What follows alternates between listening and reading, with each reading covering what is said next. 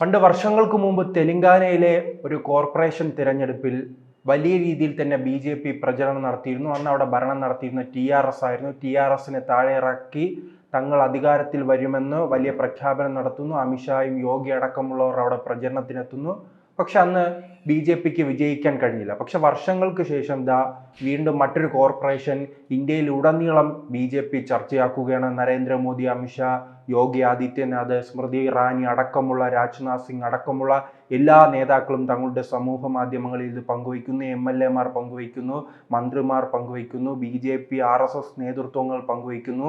അങ്ങനെ കേരളത്തിലെ തലസ്ഥാന ജില്ലയിലുണ്ടായ വിജയം ബി.ജെ.പി. പൂർണ്ണമായി തന്നെ ആഘോഷിക്കുകയാണ്. കാരണം അവരുടെ ലക്ഷ്യം ഇനി കേരളമാണ്. ഇന്ത്യയുടെ വിവിധ ഇടങ്ങൾ അവർ പിടിച്ചടക്കി കഴിഞ്ഞു. ഇനി അവരുടെ പൂർണ്ണമായി തന്നെ ലക്ഷ്യം ദക്ഷിണ ഇന്ത്യയാണ്. ദക്ഷിണ ഇന്ത്യയിൽ ആർ.എസ്.എസിന് ഏറ്റവും അധികം ശാഖയുള്ള, ബി.ജെ.പിക്ക് വലിയ അടിത്തറയുള്ള ഒരു മണ്ണുകൂടിയാണ് കേരളം. പക്ഷേ ഇവിടെ ഘടകകക്ഷികൾ അല്ലെങ്കിൽ മറ്റ് ഒരു പാർട്ടിയെ ലഭിക്കാത്തത് കൊണ്ടാണ് ബി.ജെ.പിക്ക് വലിയ മുന്നേറ്റം ഉണ്ടാക്കാൻ കഴിയാത്തത്. തമിഴ്നാട്ടിൽ ഇതിൻ്റെ പകുതി വോട്ട് ശതമാനം നേടാൻ കഴിയുകയാണെങ്കിൽ അവർക്ക് വലിയ മുന്നേറ്റം ഉണ്ടാക്കാൻ കഴിയും. കാരണം അവിടെ അണ്ണാ DMKയുടെ പിന്തുണയുണ്ട്. നാം ആന്ധ്രാപ്രദേശ് പരിശോധിക്കുകയാണെങ്കിൽ അവിടെ ഭരണം നടത്തുന്നുണ്ട്. കർണാടകയിൽ JDSന്റെ പിന്തുണയോടുകൂടിയാണ് ആദ്യഘട്ടത്തിൽ ബി.ജെ.പി. വളരുന്നത്. പിന്നീട് JDSനെ വിഴുങ്ങിക്കൊണ്ട് ബി.ജെ.പി. വളർന്നു കയറുന്ന ഒരു സാഹചര്യമുണ്ട്. പക്ഷേ അങ്ങനെ ഒരു സാഹചര്യമല്ല ഇങ്ങ് കേരളത്തിലുള്ളത്. കേരളത്തിൽ ബി.ജെ.പി. എല്ലാ കാലത്തും ഒറ്റപ്പെടുത്തി അവരെ വർഗീയ പാർട്ടിയായി ചിത്രീകരിച്ച് അല്ലെങ്കിൽ വോട്ടുമറിച്ച് ഏത് പാർട്ടിക്കാണോ വിജയ സാധ്യതയുള്ള ആ പാർട്ടിക്ക് LDF അല്ലെങ്കിൽ UDF വോട്ട് മറിക്കുന്ന ഒരു സാഹചര്യമുണ്ട്. ഇപ്പോൾ അങ്ങനെ വോട്ട് മറിച്ച് നോക്കി, നടന്നില്ല. വർഗീയത ചൂണ്ടിക്കാട്ടി നോക്കി, നടന്നില്ല. പിന്നീട് പല ആരോപണങ്ങൾ ഉന്നയിച്ചു നോക്കി, നടന്നില്ല. ഏറ്റവും അവസാന ഘട്ടത്തിൽ ബി.ജെ.പി. വലിയ കൊടുങ്കാറ്റായി തന്നെയാണ് കേരളത്തിൽ ആഞ്ഞു വീശുന്നത്. പ്രത്യേകിച്ച് തെക്കൻ കേരളത്തിലും മധ്യ കേരളവും പരിശോധിച്ചാൽ നമുക്കറിയാം, കഴിഞ്ഞ ലോക്സഭാ തെരഞ്ഞെടുപ്പ് കാലത്ത് പരമാവധി മാധ്യമങ്ങൾ ഉൾപ്പെടെ ബി.ജെ.പിയെ പൂട്ടാൻ വേണ്ടിയുള്ള ശ്രമം നടത്തി. പല സർവേകളും ആ സമയത്ത് രംഗത്ത് വരുന്നത് നാം കണ്ടിട്ടുണ്ടല്ലോ. അന്നെല്ലാം പറയുന്നത് ഏതാണ്? സുരേഷ് ഗോപി 2019 പിടിച്ച വോട്ട് പോലെ ലഭിക്കില്ലെന്നായിരുന്നു 2024 ഈ ചാനലുകൾ ചൂണ്ടിക്കാട്ടിയത്. പക്ഷെ തെരഞ്ഞെടുപ്പ് ഫലം വന്നപ്പോൾ 75,000-ലധികം വോട്ടുകൾ നേടുന്നു. തിരുവനന്തപുരത്ത് 2ാം സ്ഥാനത്ത്, ആറ്റിങ്ങലിൽ വലിയ മുന്നേറ്റം, ആലപ്പുഴയിൽ വലിയ മുന്നേറ്റം, എന്തിനു പറയുന്നു, കണ്ണൂരിൽ പോലും മുന്നേറ്റം ഉണ്ടാക്കാൻ ബി.ജെ.പിക്ക് കഴിഞ്ഞു. അതിൻ്റെ ഒരു തുടർച്ചയാണ് 2024 ബി.ജെ.പി. എവിടെയാണോ നിർത്തിയത് അതിൻ്റെ ഒരു തുടർച്ച തന്നെയായിരുന്നു ഈ തെരഞ്ഞെടുപ്പിൽ കണ്ടത്. ബി.ജെ.പി. തുടക്കം മുതൽ തന്നെ അങ്ങ് പ്രഖ്യാപിക്കുകയാണ്. പണ്ട് തൃശ്ശൂർ എടുക്കുമെന്ന് അങ്ങ് പ്രഖ്യാപിച്ചതുപോലെ തന്നെ തിരുവനന്തപുരം കോർപ്പറേഷൻ പിടിക്കുമെന്ന് രാജീവ് ചന്ദ്രശേഖർ പ്രഖ്യാപിക്കുന്നു. അതിനനുസരിച്ചുള്ള ഒരു പ്രകടനം ഉണ്ടാകുന്നു. ആ പ്രകടനത്തിൻ്റെ ഒരു വിജയം തന്നെയാണ് 50 സീറ്റുകൾ നേടുന്നത്. 50 സീറ്റുകൾ നേടുമ്പോൾ ബി.ജെ.പി. കഴിഞ്ഞ 2014-ലും 2015-ലും 2020-ലും അന്ന് ബി.ജെ.പിക്ക് ലഭിച്ചത് 35 സീറ്റുകളാണ്. ആ സീറ്റുകൾ പോലും പിടിക്കാൻ ഇന്ന് LDFന് കഴിഞ്ഞിട്ടില്ല. അവർ 30-ന് താഴേക്ക് ചുരുങ്ങുകയാണ്.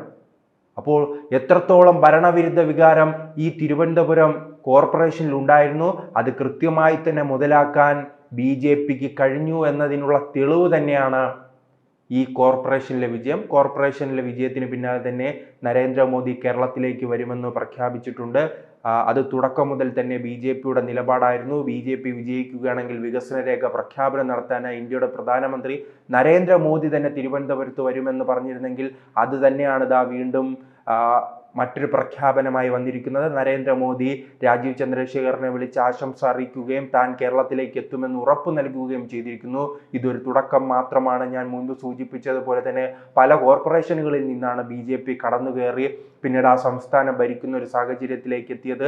പ്രത്യേകിച്ച് തിരുവനന്തപുരം കോർപ്പറേഷൻ ലഭിക്കുന്നത് വഴി തന്നെ അവർക്ക് വരുന്ന നിയമസഭാ തെരഞ്ഞെടുപ്പിൽ 3-ലധികം സീറ്റുകൾ വിജയിക്കാൻ കഴിയും. 3-ലധികം സീറ്റുകൾ മാത്രമല്ല, കഴിഞ്ഞ ലോക്സഭാ തെരഞ്ഞെടുപ്പ് പരിശോധിക്കുകയാണെങ്കിൽ തിരുവനന്തപുരത്തെ വട്ടിയൂർക്കാവ്, നേമം, കഴക്കൂട്ടം, ആറ്റിങ്ങൽ, കാട്ടാക്കട അടക്കമുള്ള ഇടങ്ങളിൽ 1ാം സ്ഥാനവും കോവളം, തിരുവനന്തപുരം അടക്കമുള്ള പല ഇടങ്ങളിലും 2ാം സ്ഥാനം നേടാൻ കഴിഞ്ഞു. അതൊരു ചെറിയ സംഖ്യയല്ല, അതൊരു വലിയ രാഷ്ട്രീയ മാറ്റമാണ്. ആ രാഷ്ട്രീയ മാറ്റം ഇപ്പോൾ സമീപ ജില്ലയായ കമ്മ്യൂണിസ്റ്റ് പാർട്ടിക്ക് വലിയ സ്വാധീനമുണ്ടായിരുന്ന, എല്ലാ കാലത്തും കമ്മ്യൂണിസ്റ്റ് പാർട്ടിയെ മാത്രം വിജയിപ്പിക്കുന്ന ആ ഒരു ഇടമുണ്ടല്ലോ, കൊല്ലം ജില്ലയിലേക്കും പതുക്കെ എത്തിച്ചേർന്നിരിക്കുകയാണ്. തിരുവനന്തപുരത്തുണ്ടായ വളർച്ച തന്നെ 10 വർഷം മുൻപ് തിരുവനന്തപുരത്തുണ്ടായ വളർച്ചയാണ് ഇന്ന് കൊല്ലത്തുണ്ടായിരിക്കുന്നത്. അപ്പോൾ കൊല്ലവും അധികം വൈകാതെ തന്നെ ഒരു മാറ്റം സംഭവിക്കും. ആ വോട്ടിംഗ് നില തന്നെ പരിശോധിക്കൂ. അതോടൊപ്പം തന്നെ കൊല്ലം കോർപ്പറേഷൻ പരിശോധിക്കുമ്പോൾ LDFും അവിടെ വർഷങ്ങളായി തന്നെ ഭരണം നടത്തുന്ന LDFും BJPയും തമ്മിലുള്ള വ്യത്യാസം വിരലിലെണ്ണാവുന്ന സംഖ്യയായി ചുരുങ്ങിയിരിക്കുകയാണോ? 4-5 സീറ്റുകൾ മാത്രമായി ചുരുങ്ങിയിരിക്കുകയാണ് LDFും BJPയും തമ്മിലുള്ള വ്യത്യാസം. ഇത് രാഷ്ട്രീയ കേരളത്തിൽ നൽകുന്ന സന്ദേശം എന്താണ്? ആലപ്പുഴയിലും പല പഞ്ചായത്തുകളും പരിശോധിച്ച് നോക്കിയാൽ ഈ മുന്നേറ്റം കാണാൻ കഴിയും. അപ്പോൾ വലിയ കൊടുങ്കാറ്റിന് മുൻപുള്ള ഒരു തയ്യാറെടുപ്പാണോ ഇതെന്ന് നാം സംശയിക്കേണ്ടിയിരിക്കും.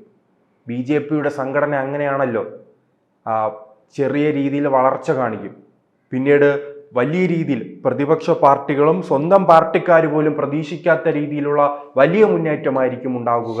ആ വലിയ മുന്നേറ്റം തന്നെയായിരിക്കും നാം അത് ഒറീസയിൽ കണ്ടിട്ടുണ്ട്, ഹരിയാനയിൽ കണ്ടിട്ടുണ്ട്, ഗുജറാത്തിൽ കണ്ടിട്ടുണ്ട്, മധ്യപ്രദേശിൽ കണ്ടിട്ടുണ്ട്, അങ്ങനെ വിവിധ സംസ്ഥാനങ്ങളിൽ കണ്ടത്. എന്തിനേറെ പറയുന്നു, ഈ തിരുവനന്തപുരത്ത് തന്നെ നാം കണ്ടിട്ടില്ലേ? 2010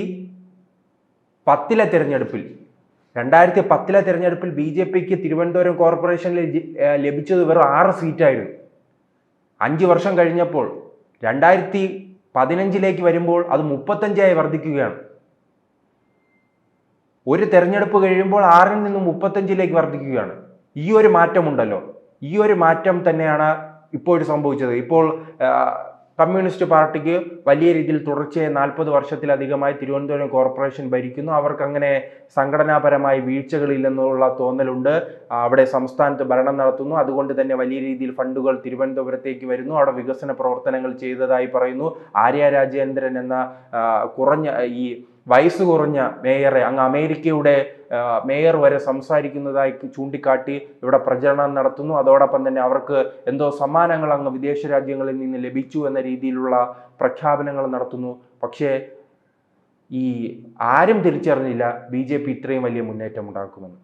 കാരണം അവർ ഒരു കൗൺസിലറുടെ മരണത്തിൽ പ്രതിരോധത്തിൽ നിൽക്കുന്നു, ഒരു സ്ഥാനാർത്ഥിയാകാൻ ആഗ്രഹിച്ച ആൾ മരണപ്പെട്ടതിൽ പ്രതിരോധത്തിൽ നിൽക്കുന്നു. അങ്ങനെ പ്രതിരോധത്തിൽ നിൽക്കുന്ന BJPക്ക് മുന്നേറ്റം ഉണ്ടാക്കാൻ കഴിയുമെന്ന് ആരും പ്രതീക്ഷിക്കാത്തിടത്ത് നിന്നാണ് BJP 35 നിന്നും 50 കുതിച്ചത്. അങ്ങനെ കുതിപ്പ് നടത്തുമ്പോഴും പല വാർഡുകളിലും ചെറിയ വോട്ടിന്റെ വ്യത്യാസത്തിലാണ് പരാജയപ്പെട്ടിരിക്കുന്നത്. അതിന് ഏറ്റവും ഉദാഹരണം ഈ ശബരിനാഥ് തന്നെയാണ്. ശബരിനാഥ് കോൺഗ്രസിന്റെ വലിയ മേയർ സ്ഥാനാർത്ഥി, അദ്ദേഹം രംഗത്ത് വന്നു. അങ്ങ് കോൺഗ്രസ് പിടിച്ചടക്കിക്കളയുമെന്ന BJPയുടെ ഭാഗ്യ നായകൻ. അദ്ദേഹം BJPക്കെതിരെ എവിടെ പ്രവർത്തിക്കാൻ ഇറങ്ങുമോ അവിടെ BJPക്ക് മുന്നേറ്റം ഉണ്ടാകും. ആ നേതാവിൻ്റെ പേരാണ് മുരളീധരൻ. അദ്ദേഹം നേമത്ത് അക്കൗണ്ട് പൂട്ടിക്കാൻ ഇറങ്ങിയത് മാത്രം ഓർമ്മയുണ്ട്. പിന്നീട് തൃശ്ശൂരിൽ അദ്ദേഹം പരാജയപ്പെടുന്നു. അതിനുശേഷം അദ്ദേഹത്തെ തിരുവനന്തപുരത്ത് കൊണ്ടുവന്നു. ഇപ്പോൾ ചരിത്രത്തിലാദ്യമായി തന്നെ നോക്കൂ, ചരിത്രത്തിലാദ്യമായി BJPക്ക് ഒരു MP സ്ഥാനം ലഭിക്കുന്നു, കേന്ദ്രമന്ത്രി സ്ഥാനം ലഭിക്കുന്നു. അതിന് സഹായിച്ചത് K മുരളീധരനാണ്.